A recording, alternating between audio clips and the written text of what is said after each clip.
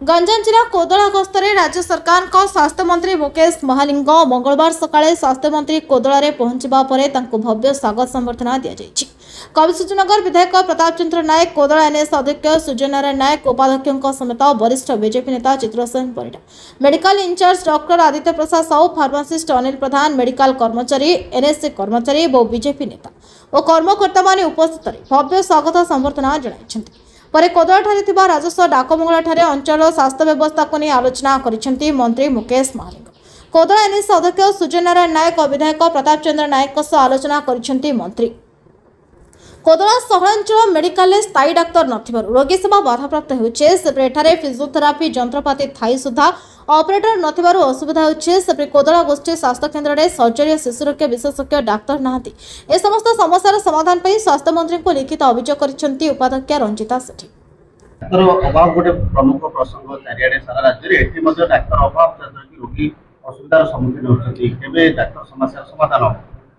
देखु यहाँ तो आपन तो कहीदे सारा ओडिशार प्रॉब्लम, किंतु आम एठी आमर प्रताप भाई नेतृत्व में निश्चित भाव में कविसूर्यनगर विधानसभा स्वास्थ्य सेवार उन्नति आम अहरह प्रयास रे अच्छु।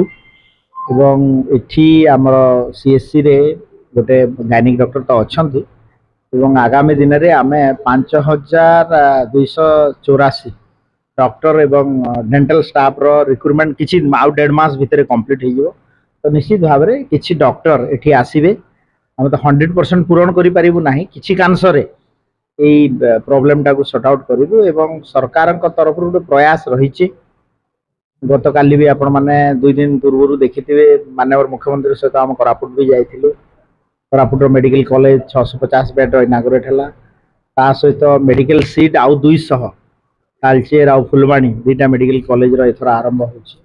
ता सहित हमर स्पेशलिस्ट डॉक्टर आमे देबा पाई मध्य सबु डिस्ट्रिक्ट हेडक्वार्टर हॉस्पिटल रे एबो डिप्लोमा कोर्स रो कांसेप्ट आरंभ करूछु, जा द्वारा कि जो स्पेशलिस्ट डॉक्टर पेरिफेरी रे तार अभाव पूरण हे। Thank you. कोदलारो कृष्णचंद्र पलाईंक रिपोर्ट, न्याय अवधि टीवी।